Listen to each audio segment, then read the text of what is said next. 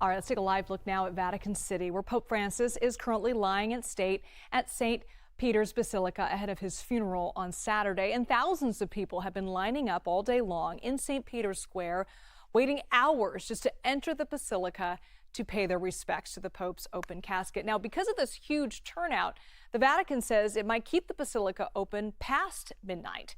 And I want you to see this time-lapse video of the faithful waiting to enter St. Peter's Basilica. Catholics already expected in Rome in large numbers for the Easter holiday, but mourners now say they wanted to pay their respects to a pope that they felt very close to. He's like a member of the family, isn't he? Somebody very close to our hearts, somebody who made the church very accessible to everybody and inclusive to everybody. There's kind of just a mixture of emotions. I mean, I'm anxious a lot walking in. It's such a surreal place, and it's very holy, and seeing the body and just remembering everything that he stood for is very important. For this moment, I arrived on Monday for 1 week, and now I had the chance to go there and see the Pope. I want to bring in CBS News papal contributor Francis Rocca, who is live for us in Rome. Francis, what's the overall sentiment from people waiting to see the pontiff in these final days of mourning? Well, I think there was shock initially.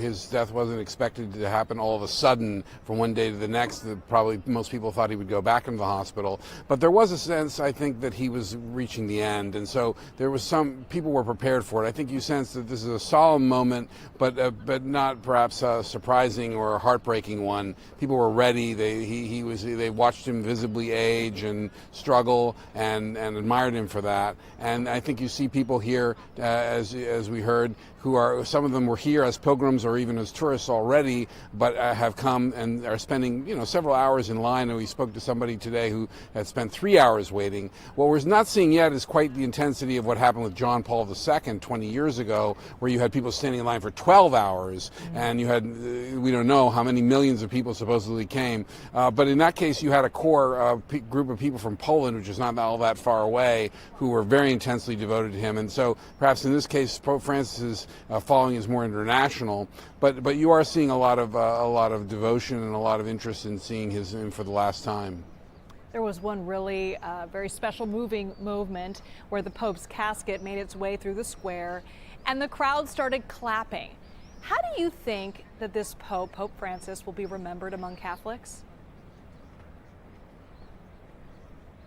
Well, that's an interesting question. I mean, right now, of course, this is a period of mourning, so some of the controversies that marked his very turbulent reign are not being highlighted, at least by many of the faithful. But I think, some people remember him, I think most Catholics remember him as a very friendly face, as a person who was simple and close to the people. That's certainly the image he projected.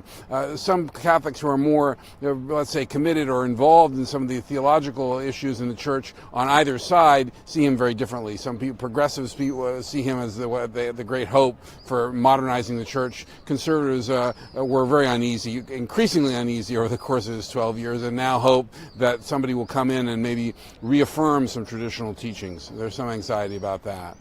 Part of his legacy, too, was just the modest life that he lived as Pope, and we're seeing that also reflected in how the end of his life as well, now that he's being displayed in this very simple casket, and also his plans for his burial. But I'm curious, with all these world leaders that are going to attend this funeral on Saturday, what are you expecting to see at this Pope's funeral?